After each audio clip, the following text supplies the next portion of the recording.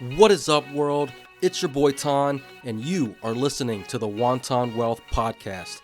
Here, I'm going to unravel anything and everything commercial real estate related. And more importantly, we're going to add abundant value.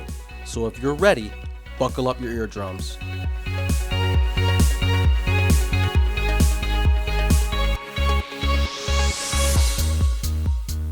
What is up, people? Welcome back. Today I have Mike Swenson with me. Was just catching up with him. I just got back from the Best Ever Conference. We were talking about a couple of good conferences to go out there. It was a great time. I can't speak more highly of the Best Ever Conference in Salt Lake there. But nonetheless, I got Mike Swenson with me. Mike, if you could, please give us a brief background on how you got started in real estate, who you are, and what the hell you're doing now.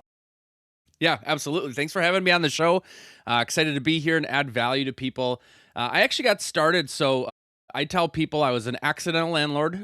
We bought our first house right before the market crashed in 2007. And at that time, I was working for a nonprofit. My wife was in college, and she was getting her master's degree. And all of a sudden, we own a property that's half of what we bought it for and trying to figure out what we want to do. And so that was really my entry into real estate. I said either we're going to live there for 10 years or we're going to figure out a way to turn it into a rental. And we ended up turning it into a rental.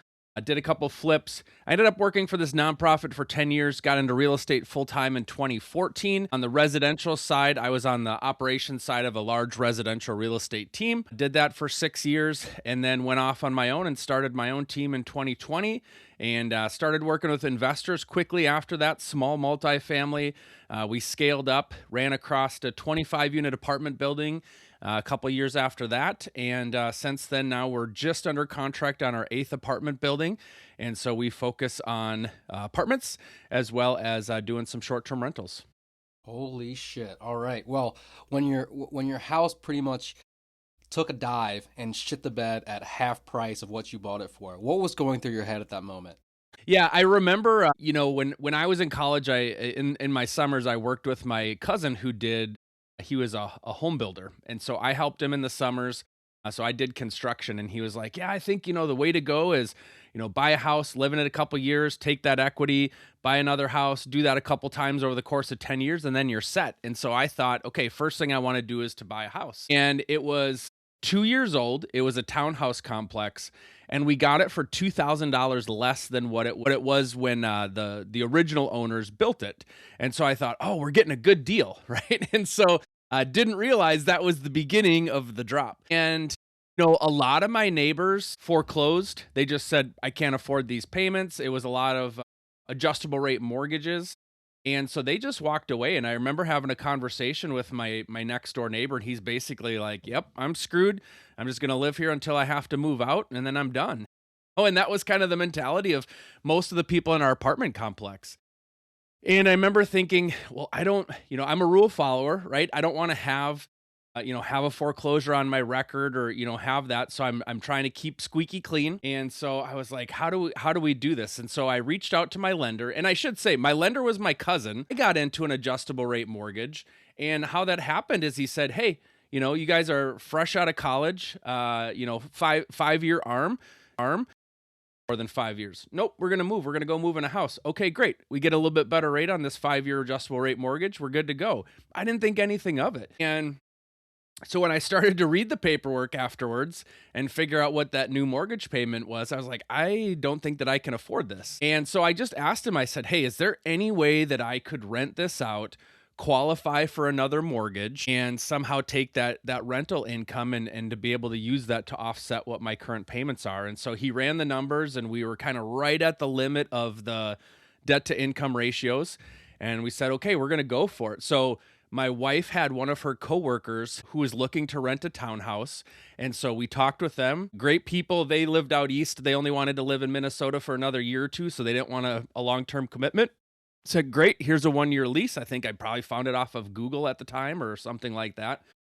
Had him sign the lease, took that, went to my cousin and said, okay, we've got a lease now. And we qualified for a really cheap single family home that ended up being a short sale, and used my construction experience, bought it, put a little bit of sweat equity into it, which then helped us down the road. But that first mortgage, our first townhouse, I mean, it was break even at best. We were maybe losing $100 a month, $200 a month. However, we were gaining, the principal being paid down was more than that. And then long story short, had a relative that was doing a home equity refinance and was able to correct that adjustable rate mortgage into a better home loan for us. And then we ended up holding that. So we bought it in 2006, ended up selling it in 2021. So we held on to it for 15 years, ended up making a profit. It turned out to be a good story. But I think it just shows that, the market's going to have its ups and downs, and you can hold real estate for the long term. And as long as you can make those payments work, you're probably going to be okay. Doesn't mean there's not stress or problems, but it can correct itself, and hopefully guys get you out of a jam. So Gotcha. No, that's wild, bro. I wouldn't know what to expect if half my portfolio or just half my money just went out the window. I wouldn't know what to do. You stand there with, your face just like ghost like, right? But I want to touch on, you said in 2014 you were full time working on at a residential company that was on the operational side. Is that correct? yeah, so residential real estate team. So we're slinging single family homes. At the time, we had about 6 agents on the team. So we were selling single family property in Minneapolis, St. Paul. And then my role was admin operations. I had said I went to, it was a guy that I knew, and said, hey, I've been in operations for this nonprofit. Would love to get some more experience in real estate. As we started having more kids and life was getting more expensive, I looked at my nonprofit and said, I don't think I'm going to make this work if we've got another kid. So we've got to start trying to find something with a little bit more upside. And so got into real estate. And so I pretty much managed everything on the back end that happened. So I wasn't a licensed agent, but kind of all the marketing, admin, operations stuff. We had a team of people eventually as we grew. And so my focus was everything on the back end. And so we had teams that were in Minnesota, New York, Pennsylvania, Florida, and I believe Mississippi as well, that we helped on the back end. So they, did all the front end real estate stuff as good agents do. And then our admin team supported them with all the back end stuff, client communications, database system stuff. And so, by the time we hit 2020, we had grown from about 6 agents to about 55, and then from about 120-ish transactions to close to 600 transactions. So large growth for the team, and then I was responsible on the back end of all that. So after you had your pretty much your townhome or whatever, were you doing any investments personally up until that point where you started your own team, or did it all just kind of start right then and there? No, so we did a flip. So this is where I was a finance major, finance and entrepreneurship, and so I really I focused in on the numbers, right? I didn't necessarily know the risk tolerance probably to the level that I should have or could have. However, we ended up buying a flip property mainly because I had a relative that was looking for something else. He was in a house or in a rental situation that wasn't good, not a great property, not a great landlord. And I was like, well, what would happen if I could be a good, responsive landlord to somebody and help them out? And so this was like the bottom of the bottom in the real estate market. And I said, well, if I could buy a rental, I know I can count on his rent. And then I figured if I found, 1 or 2 other renters that should be able to help me make some profit on the home. And so we bought it because of my, construction background. We bought it for $36,000, put some money into it, fixed it up. It was going to be torn down by the city. I found out after the fact, but we put some money into it, fixed it up. I got my relative in there, and I think they lived there for 2 years. We had found another tenant that lived there as well. And then had that rental property. So then we owned those 2 plus our, I guess house hack would be the best way to describe it now. It was a fixer-upper that I took, put some time and attention to over the, 5 years that we owned that property. Bought another one that we fixed up, and then kind of now the house we live in today. So I would say, couple fix and flips, couple holds, over the course of that time. And then we did a flip. So when I started my real estate team in 2020, and we started liking the idea of working with investors, I was like, this is my chance to get experience, kind of on the job training. So I said I could continue to go on the residential side. However, long term, I've got some big goals of what do I want to accomplish. and I can sell houses to residential clients or I can sell houses to investor clients. Now, you can do both, but I figured if I focus on investor clients, I'm going to learn a lot more about analyzing deals, what types of properties they like, building connections on the property management side, the lender side. And so it gives me a chance, kind of on the job training, to learn more about the investing side of real estate while helping investors at the same time. And so to kick that off, there was two other people on my team that hadn't had investment experience before. And I said, hey, why don't we do a flip together and give you guys a chance to get some experience, and gives us, a little resume builder for the team of, hey, look at this cool flip that we did. And so we worked on that project, and I spent a lot of nights and weekends away from my family. And at the end of the day, the short story was we ended up basically breaking even. So I looked up and I said, hey, I put in 4 months of time away from my family. Now, it wasn't all day, every day, but I was kind of trying to do my regular real estate business during the day, and then I would work on that at night. We outsourced the stuff that we had to for licensing reasons and all that kind of stuff, and code reasons. But, some of the sweat equity type stuff we did on our own.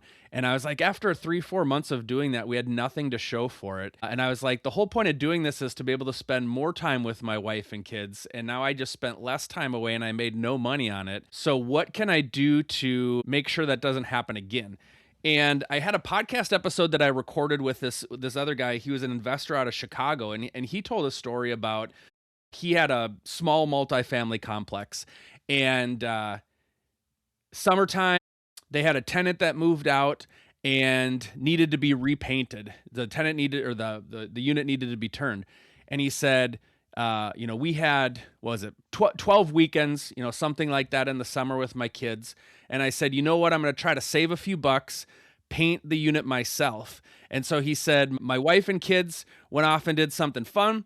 I took the weekend and painted the property. And he's like, what did I just do? I took, 1/12 of my weekends with my kids in the summer when they're not having school, and I painted instead of spending it with them.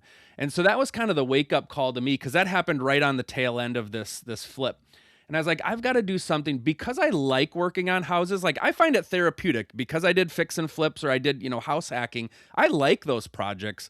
So I've got to do something where I kind of prevent myself from getting sucked into that type of stuff again.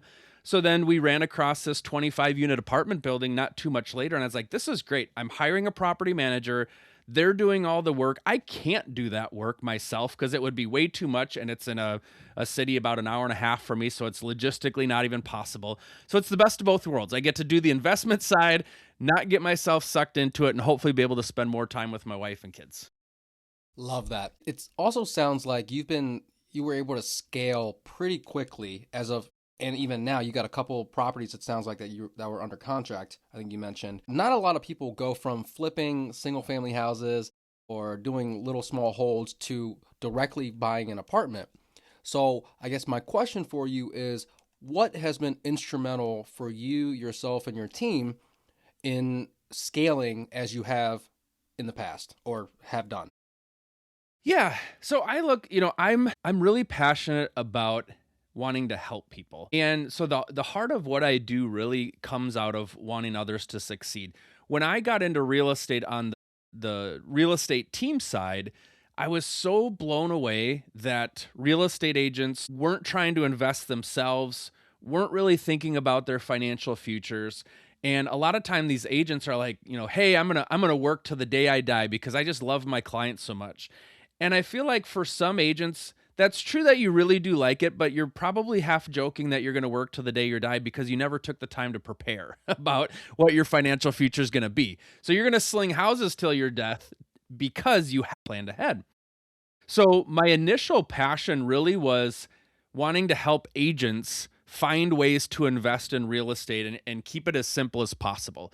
So when we bought this apartment complex, we had an investor that I was already working with on the small multifamily side. And we said, hey, we found this great deal. The numbers are way better. It's a lot safer in the sense of a lot of my small multifamily investors would have a duplex, triplex, fourplex. You get one vacancy, or you've got one time where a tenant, you've got to fix it up and rent it out, and maybe it's a month or two or three of vacancy. Well, your cool spreadsheet numbers don't actually play out that way when all of a sudden you've got some vacancy that happens, because it's pretty tight, right? You're making a couple $100 a month, maybe per door if you're lucky. And one extra month or two extra months of vacancy than you planned throws all that cash flow profit for 1 year out the window. Well, we looked up and we said, hey, a 25 unit, if you've got one or two or three, units that are turning around, and the tenant turn is natural, right? It's not necessarily you being a bad landlord. Somebody wants to move, right? I lived in an apartment building right after I got married, and I wanted to buy a townhouse, so we moved out. There's nothing wrong with the property. It was actually a great property, and I really enjoyed the property manager, but that turnover is just natural. And so when you can have a 25-unit apartment building, have one, two, or three people turn over, you're still going to have 22 people paying rent. And so that story felt a lot more reasonable to me than buying a duplex and losing 50% of my income when a tenant left. And so I took that story to my investor and said, hey, would you be interested in investing in this apartment building with us? And I talked to two of my investors, and one said yes. So that's how we got that apartment building. Well, then going into the other apartment buildings, so I now essentially rolled up my residential real estate team, and I joined a larger team, and I was kind of just the investor guy. So a large residential team, they've got clients, they've got people that they work with that want to invest in real estate, and they don't know how to get started.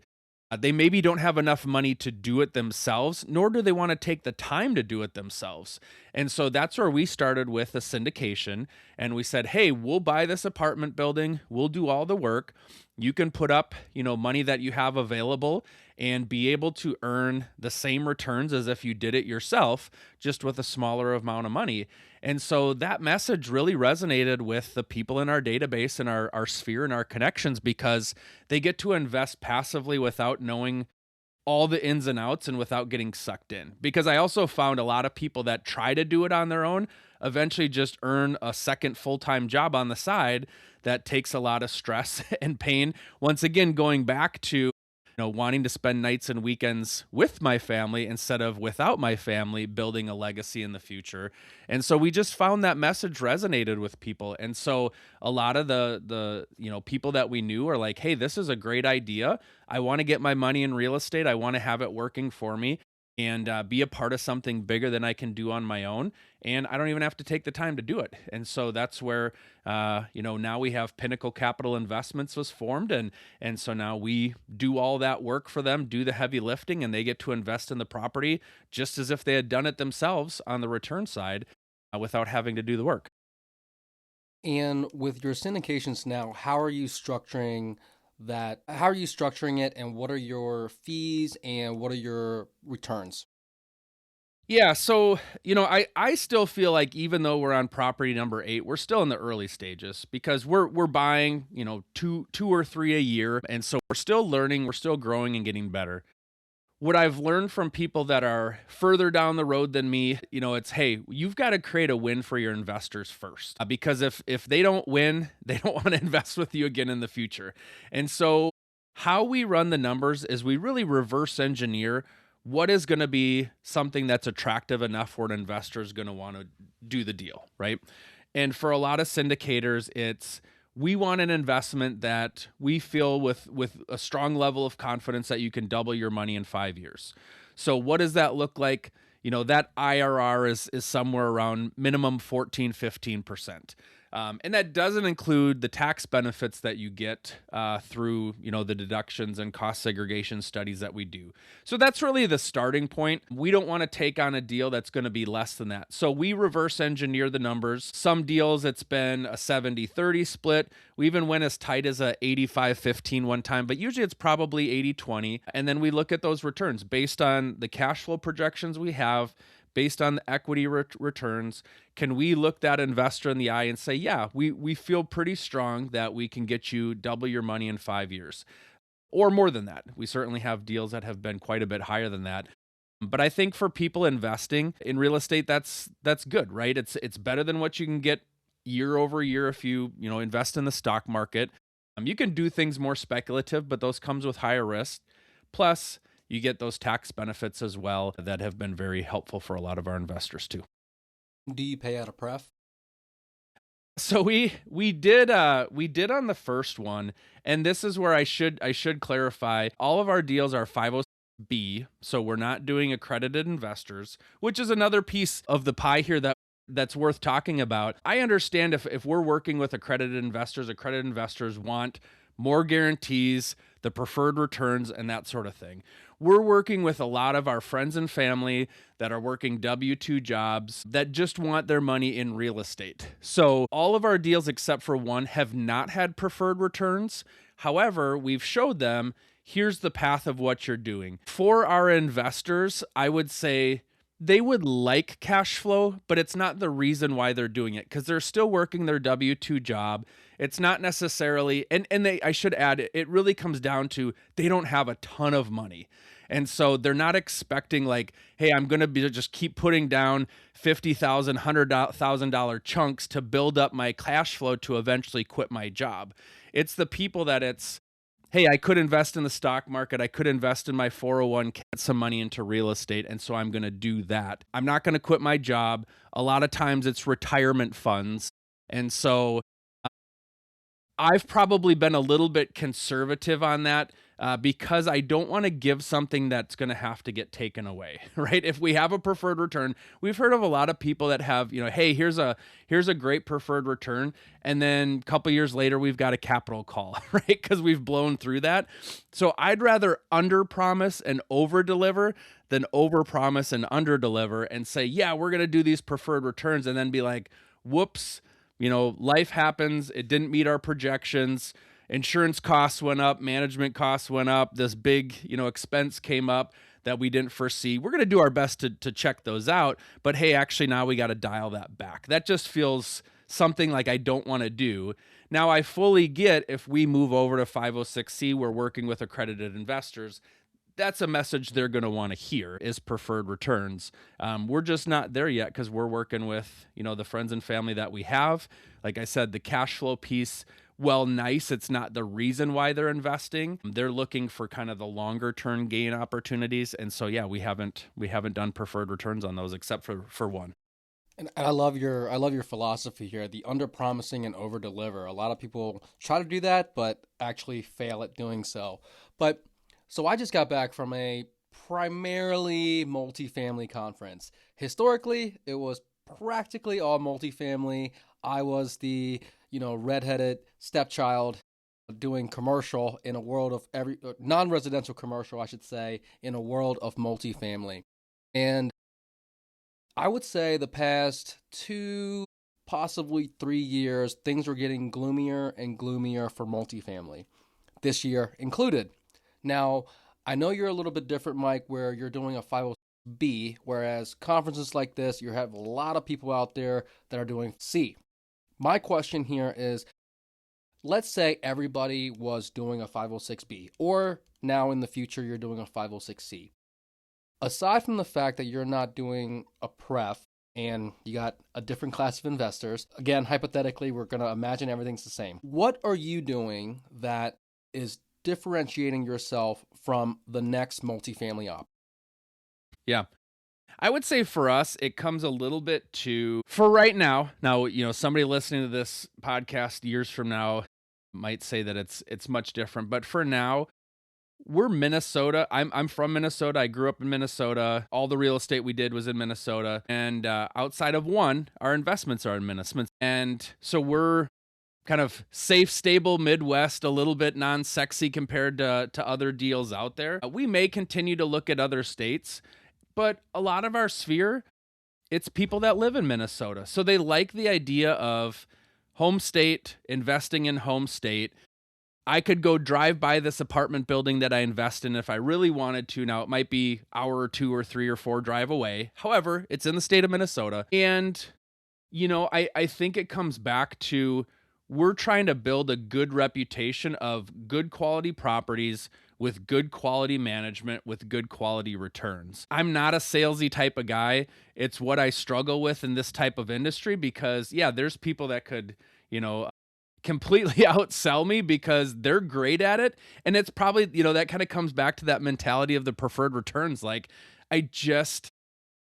have a hard time sometimes, like not wanting to say something larger than what I can promise on. And so I think that is our value add opportunity is we're finding value add buildings in the state primarily invested by people from the state that really enjoy that, and it's building long-term wealth. Yeah, we're not going to get rich overnight. We're not investing in high cash flow opportunities like, some of the other asset classes out there.